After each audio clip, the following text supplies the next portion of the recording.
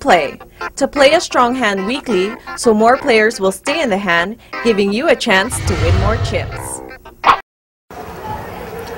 Unlike other card players, poker players seem to want to dress to impress and even accessorize with their MP3 players and their big headphones, hats, hoodies, and even those card protectors that they use. Poker players seem to want to always stand out.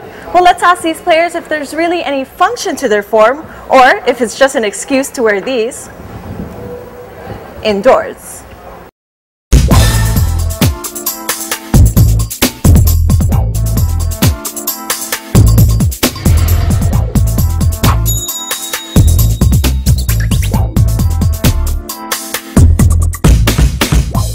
I'm wearing a hoodie because it's freezing in here. Yeah, I wear a hood because it's always cold, you know, in the poker room, so it keeps me more warm.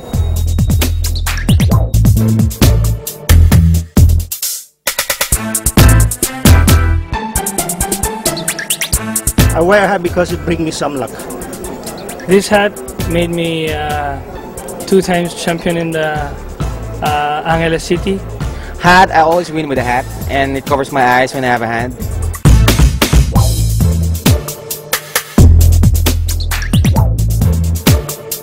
I prefer to use the earpods compared to the headphones because it's lighter. Like I said, it's just nice and neat. I can put it in my pocket, leave it around my neck. I use the headphones because it's more comfortable than the earphones.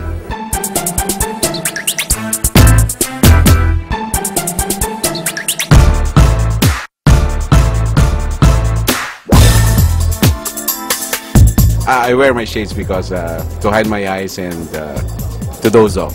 I wear shades because I want to cover my emotion. I wear shades during poker because the lights are just really strong on my eyes. No, I just don't want anyone to see my eyes when I'm bluffing.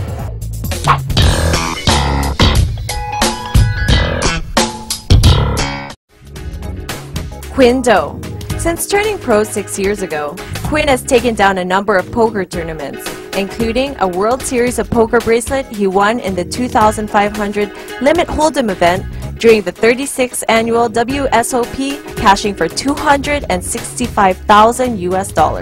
Quinn also finished runner-up to Phil Ivey at the WPT 2008 LA Poker Classic in Los Angeles, California, earning over $900,000. For all his skills at the poker table, Quinn Do is also a sharp businessman, owning 2 Vietnamese restaurants in Seattle and Los Angeles. As you get more and more advanced in the game, you will learn that you can maximize your chip stack by getting your opponent to throw more of their chips onto the pot, even if you already have a really good hand.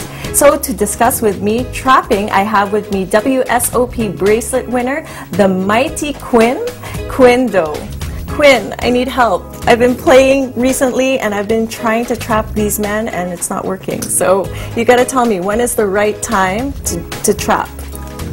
Well, when it comes to trapping, there's no right or wrong time, you know. Usually when it works well against very aggressive players, and when you're sure that there's a high chance he's going to do the betting for you, then it works really good. Okay, but then what in the case that you don't want them to suck out? So what happens?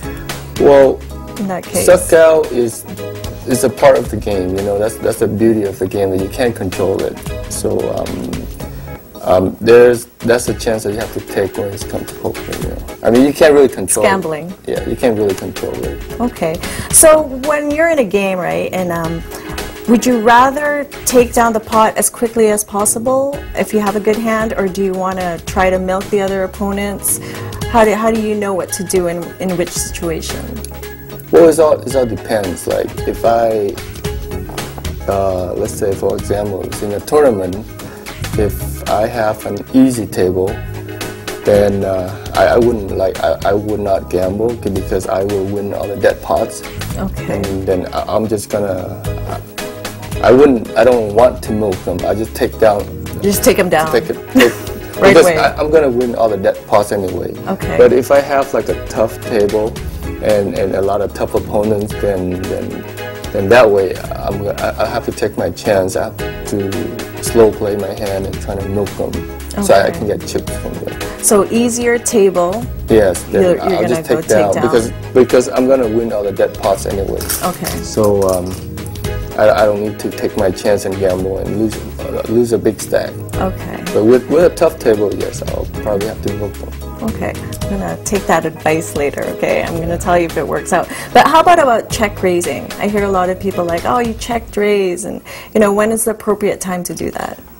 Well, that depends on your your opponents. Like if you think he's gonna miss the flop, or there's a high chance he's gonna bet for you, then you go for the check raise. Okay, so is that like a no-no in poker? I mean, poker etiquette, because I know a lot of people get mad, if you check raise, because they're like, why didn't you bet? I mean, obviously you don't want people to know what you have, but I mean, it's okay to do that? Well, that's because when you check raise, you're going to irritate them more, and you're going to put them, we call it tilt. That's when people on tilt, they don't tend to think very well, and they tend to make more mistakes, Okay. Because poker is not about winning or losing, it's about making the right choice. So that's what you want them to do. Okay. Well, thank you so much, Quinn. Like I said, I'm going to be using your advice later, and I'm going to tell you if it works. So thank you so much. He's shown us the trapping method, so you can try using it on your next poker game.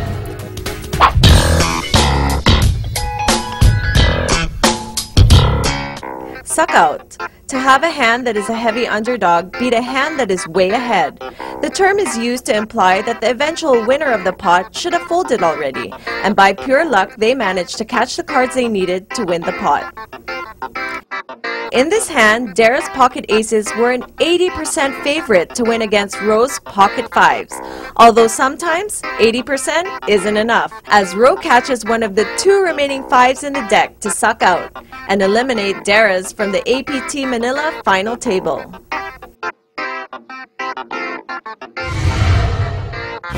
Coming up, learn how to calculate the proper pot odds and find out if staying fit can help your poker game.